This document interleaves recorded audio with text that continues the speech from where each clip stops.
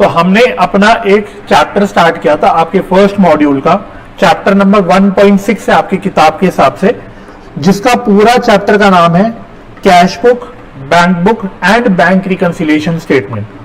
तो ये जो चैप्टर है बेसिकली, ये जो पूरा टॉपिक है, इसमें आपको दो चीजें पढ़नी है, मैंने आपसे बोला था।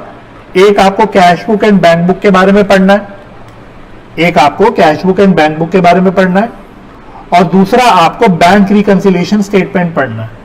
अब जनरली किताबों में कैश बुक बैंक बुक एक अलग चैप्टर होता है और बैंक रिकंसिलिएशन स्टेटमेंट अपने आप में एक बिल्कुल सेपरेट टॉपिक होता है, बट आपकी किताब में ये सिंगल टॉपिक, एक सिंगल चैप्टर में दोनों चीजें कवर कर दी गई हैं, जिसके पीछे एक वैलिड रीजन है। वो वैलिड रीजन जब बैंक रिकंसिलिएशन स्टेटमेंट पढ़ोगे तब आपको समझ आ जाएगा। ठीक है, तो एनीवे तो अभी तो हमने बैंक रिकंसिलिएशन स्टेटमेंट की ना तो बात शुरू करी थी, ना तो मेरे ख्याल से हम आज भी शुरू कर पाएंगे। अभी तो हम लोग सिर्फ कैश बुक के बारे में बेसिकली बात कर रहे थे। तो कैश बुक क्या होती है मैंने आपको बताया था। कैश बुक जल्दी से एक बार फटाफट से सारी चीजें रिकैप कर लेते हैं। कैश बुक एक स्पेशल जर्नल होता है, ये बात हम लोग अपने जर्नल के चैप्टर में भी लिख चुके थे कि एक स्पेशल जर्नल होता है जिसमें सारी कैश की रिसिप्ट्स एंड कैश की पेमेंट्स, यानी सारी कैश ट्रांजैक्शंस रिकॉर्ड करी जाती है, दिखाई जाती है। ठीक है, अच्छा, क्योंकि एक प्रकार का जर्नल है इसलिए इसमें सारी ट्रांजैक्शंस को क्रोनोलॉजिकल ऑर्डर में रिकॉर्ड किया जाता है, बिकॉज जर्नल का एक बेसिक फीचर यही होता है कि उसमें सारी ट्रांजैक्शंस क्रोनोलॉजिकली आती है, राइट। इसके अलावा सबसे इंपॉर्टेंट बात जो आपको बताई थी, ये जो कैश बुक होती है एक बड़ी खास किस्म की किताब होती है। क्यों सर? क्योंकि ये एक जर्नल भी होता है, ये एक अपने आप में लेजर भी होता है, या दूसरे शब्दों में ये एक सब्सिडरी बुक भी है, ये एक प्रिंसिपल बुक भी है। तो इसी पे थोड़ी सी मैंने आपके साथ चर्चा करी थी। मैंने बोला था भाई ये जर्नल या सब्सिडरी बुक क्यों है, वो इसलिए है क्योंकि इसमें सारी जो कैश ट्रांजैक्शंस है वो रिकॉर्ड होती है फॉर द फर्स्ट टाइम। तो जर्नल या सब्सिडरी बुक ऐसी किताब होती है जिसमें ट्रांजैक्शंस पहली बार रिकॉर्ड करी जाती है। तो सारी कैश ट्रांजैक्शंस को हम डायरेक्टली कहां रिकॉर्ड करते हैं? कैश बुक में रिकॉर्ड करते हैं। इसलिए मैंने बोला ये एक प्रकार का जर्नल है, ठीक है, और ये स्पेशल जर्नल है। लेकिन मजे की बात यह है कि ये एक लेजर भी है। अब ये लेजर क्यों है? क्योंकि जब कैश बुक बनता है तो हम कैश अकाउंट और बैंक अकाउंट का कोई बेसिकली लेजर नहीं खोलते। तो ये कैश बुक अपने आप में लेजर का भी काम करती है, क्योंकि इसमें ट्रांजैक्शंस की, कैश ट्रांजैक्शंस की या कैश एंड बैंक ट्रांजैक्शंस की ऑटोमेटिकली समराइजिंग होती रहती है। तो ये अपने आप में एक लेजर का काम करता है। हम डायरेक्टली कैश या बैंक का बैलेंस जो कैश बुक से होता है उसको उठा के अपने ट्रायल बैलेंस में रख देते हैं, है ना। तो ये अपने आप में एक लेजर का फंक्शन भी कंप्लीट कर रहा है। इसलिए ये एक क्या है, ये एक जर्नल भी है, लेजर भी है, या एक सब्सिडरी बुक भी है, प्रिंसिपल बुक भी है। ये आपको डेफिनेटली बात याद रखनी है। क्यों? इसका रीजन क्या है ये भी आपको पता होना चाहिए। ठीक है, तो एक तो हमने ये बात करी थी। इसके बाद फिर हमने बोला था जो कैश बुक का फॉर्मेट होता है वो शक्ल से लेजर की तरह ही दिखता है, यानी टी शेप लेजर के फॉर्मेट में होता है, जिसमें लेफ्ट साइड में हम, जिसको डेबिट साइड बोलते हैं, सारी रिसिप्ट्स दिखाते हैं, और राइट साइड में, यानी जिसको हम क्रेडिट साइड बोलते हैं, उसमें हम सारी पेमेंट्स दिखाते हैं। तो जैसा आपको लेजर का फॉर्मेट सिखा रखा है ना, एक लेफ्ट साइड को डेबिट साइड बोलते हैं, राइट साइड को क्रेडिट साइड बोलते हैं, बिल्कुल सेम कहानी है। डेबिट साइड पे सारी रिसिप्ट्स दिखाओगे, बिकॉज कैश और बैंक अपने आप में एसेट है, और एसेट पड़ता है तो डेबिट करते हैं। तो रिसिप्ट्स होगी सारी तो डेबिट करना है आपको, और सिमिलरली अगर पेमेंट्स होगी तो आपको क्रेडिट साइड पे दिखाना है। ठीक है, तो ये आपका बेसिकली फॉर्मेट कह सकते हो होता है। अच्छा, फिर हमने बोला था भाई कैश बुक के क्या टाइप्स होते हैं, ये एक फ्लो चार्ट हमने बनाया था, तो ये भी आप बना सकते हो। अगर आप रिकॉर्डिंग ही देख रहे हो तो पॉज करके बना लेना। एक होता है रेगुलर कैश बुक, एक होता है पेटी कैश बुक। पेटी कैश बुक की अभी हमने कोई चर्चा नहीं करी थी, अभी हमने सिर्फ रेगुलर कैश बुक की ही चर्चा करी थी, जिसमें हमने बोला था अपने आप में 4 तरह के कैश बुक होते हैं।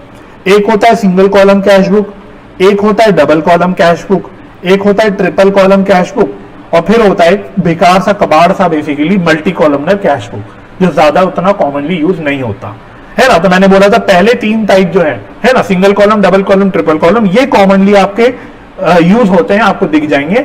मल्टी कॉलमनर कैश बुक हमने बोला था ये ज्यादा कॉमनली यूज नहीं होता। ठीक है, तो बहुत सारी कोर्सेज में, इवन 11th में, सीए में भी ये पढ़ाया नहीं जाता मल्टी कॉलमनर कैश बुक।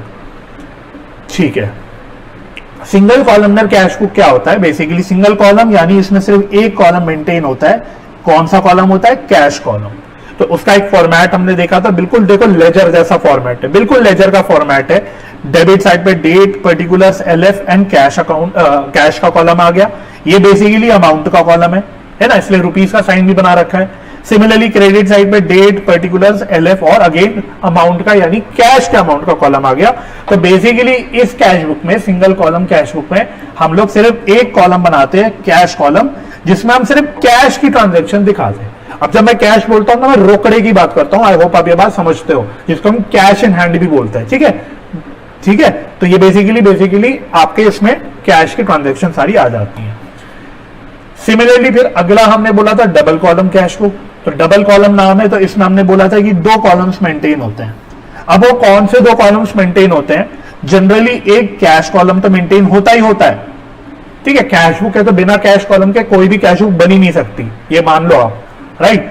और इसके अलावा जनरली एक और हम बैंक कॉलम मेंटेन करते हैं इसमें, बैंक कॉलम। तो कैश कॉलम और बैंक कॉलम, दो कॉलम मेंटेन करते हैं। बट कभी कभी हम लोग दो कॉलम जो मेंटेन करते हैं वो कैश कॉलम और डिस्काउंट का कॉलम करते हैं, कभी कभी। ठीक है, अगर किसी बिजनेस में बैंक में ज्यादा ट्रांजेक्शन होती ही नहीं है, लेकिन कैश में सारी ट्रांजेक्शन होती है, लेकिन डिस्काउंट वगैरह बहुत सारा आता है ना, डिस्काउंट वगैरह बहुत सारा आता है, तो उस केस में फिर डबल कॉलम में कैश और डिस्काउंट का कॉलम बन जाएगा।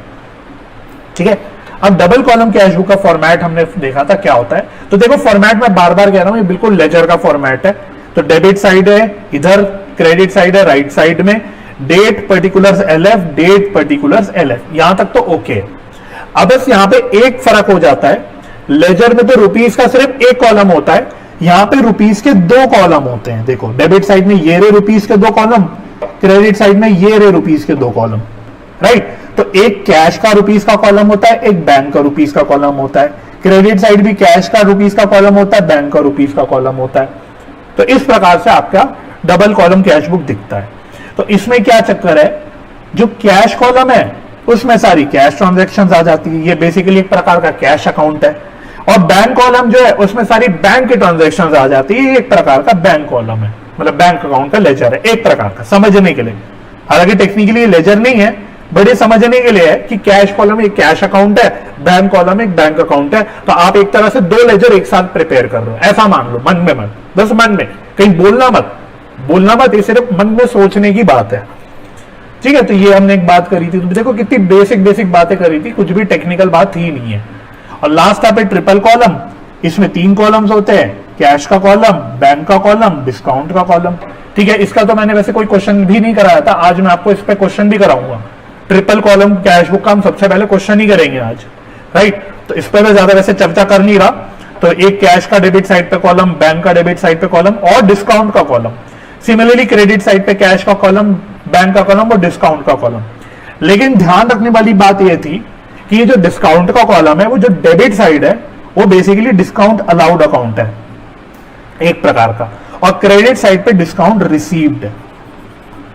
तो डेबिट साइड में जो डिस्काउंट का कॉलम है वो डिस्काउंट अलाउड है, मतलब जो डिस्काउंट हम दे रहे हैं, और क्रेडिट साइड पे जो डिस्काउंट का कॉलम है वो डिस्काउंट रिसीव्ड है, यानी जो डिस्काउंट हमको मिल रहा है। ठीक है, ये ध्यान रखने वाली बात है। और ये अभी आज आपको और भी अच्छे से समझ आ जाएगा, बिकॉज आज मैं आपको ट्रिपल कॉलम कैश बुक बना के दिखाऊंगा with the help of your book question. तो चिंता नहीं करनी हमको। हाँ, एक बात ध्यान रखना, जो आराम से एमसीक्यू में पूछा जा सकता है आपसे, कॉन्सेप्चुअल टेस्टिंग करी जा सकती है, कि यहां पे जो हम डिस्काउंट कॉलम बोल रहे हैं, वो कौन सी तरह का डिस्काउंट की बात कर रहे हैं हम लोग। हमने पढ़ा था एक ट्रेड डिस्काउंट होता है, एक कैश डिस्काउंट होता है। तो बच्चों यहाँ पे हम लोग किसकी बात कर रहे हैं, यहाँ पे हम लोग कैश डिस्काउंट की बात कर रहे हैं। ये बात ध्यान रखना है, यहाँ पे जो कॉलम बन रहा है डिस्काउंट का, वो कैश डिस्काउंट का बन रहा है। बिकॉज हमने जर्नल के चैप्टर में पढ़ा था कि ट्रेड डिस्काउंट तो किताबों में रिकॉर्ड ही नहीं करते, कभी ट्रेड डिस्काउंट कभी बुक्स में आता ही नहीं, सिर्फ कैश डिस्काउंट आता है। इसलिए यहाँ पे जो डिस्काउंट का कॉलम है वो कैश डिस्काउंट का है। ठीक है, तो ये बात आपको बिल्कुल 100% ध्यान रखनी है, आराम से एमसीक्यू आपसे पूछा जा सकता है।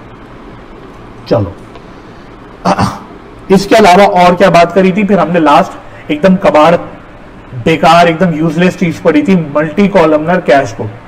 तो इसकी बस आपको बेसिक बातें याद रखनी है, कुछ इससे क्वेश्चन प्रैक्टिकल टाइप के बन ही नहीं सकते। बस ये बातें याद रखना कि ये customized form of cash book होता है, ये कीवर्ड है। दूसरा, कौन सी तरह के ऑर्गेनाइजेशंस ये बनाती हैं, ये आपको थोड़ा सा ध्यान रखना है। ये मैंने शायद नीचे बताया था आपको, अगर मुझे याद है तो। हाँ, it is commonly used by clubs, society, schools, colleges, इस तरह की जो संस्थाएं हैं ये आपकी इस तरह की बेसिकली कैश बुक बनाती है। और उसका फॉर्मेट देख लिया था हमने कि फॉर्मेट क्या है वही अभी भी टी शेप का फॉर्मेट है, डेबिट साइड, क्रेडिट साइड। अब बस यहां पे हम एक काम करते हैं कि डेबिट साइड यानी रिसिप्ट साइड पे जो भी कॉमन रिसिप्ट्स होती है उसके अलग अलग कॉमन कॉलम ही बना देते हैं कि हमने बोला सब्सक्रिप्शन रेगुलरली मिलता है, डोनेशंस रेगुलरली मिलता है, इन्वेस्टमेंट्स में इंटरेस्ट रेगुलरली मिलता है, तो उसके हमने अलग अलग कॉलम बना लिए। सिमिलरली क्रेडिट साइड पे यानी पेमेंट साइड पे जो कॉमन पेमेंट्स है उसके हम अलग अलग कॉलम बना लेते हैं। जैसे हमने बोला सैलरीज एंड वेजेस कॉमनली पे होता है, उसका अलग ही कॉलम बना दिया। रेंट्स वगैरह अलग पे होते हैं, इसका हमने अलग ही कॉलम बना दिया।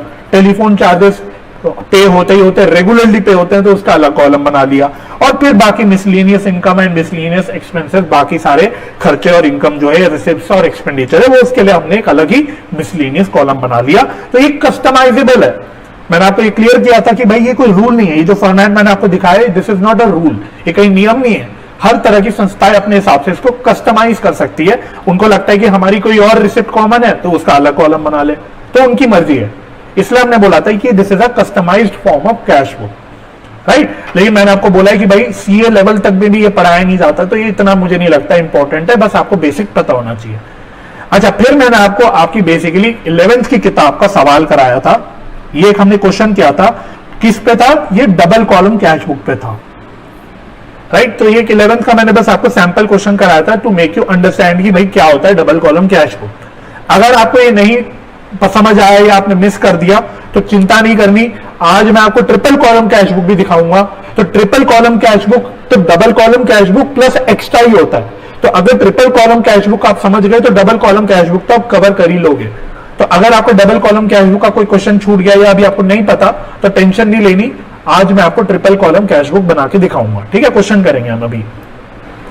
अच्छा, उससे पहले हमने एक डिस्कस किया था कॉन्ट्रा एंट्री।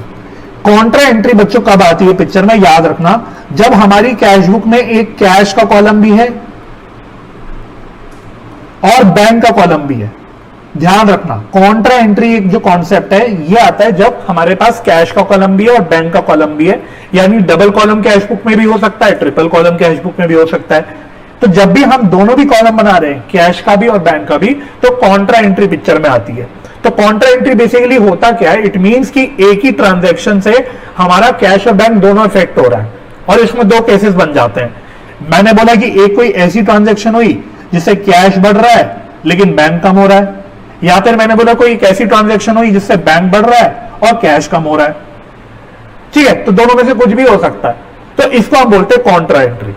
अच्छा, दो ही तरह के केस है जब कॉन्ट्रा एंट्री होगी। अगर आप सोचोगे कैश बढ़ रहा है बैंक कम हो रहा है, ये कब होगा?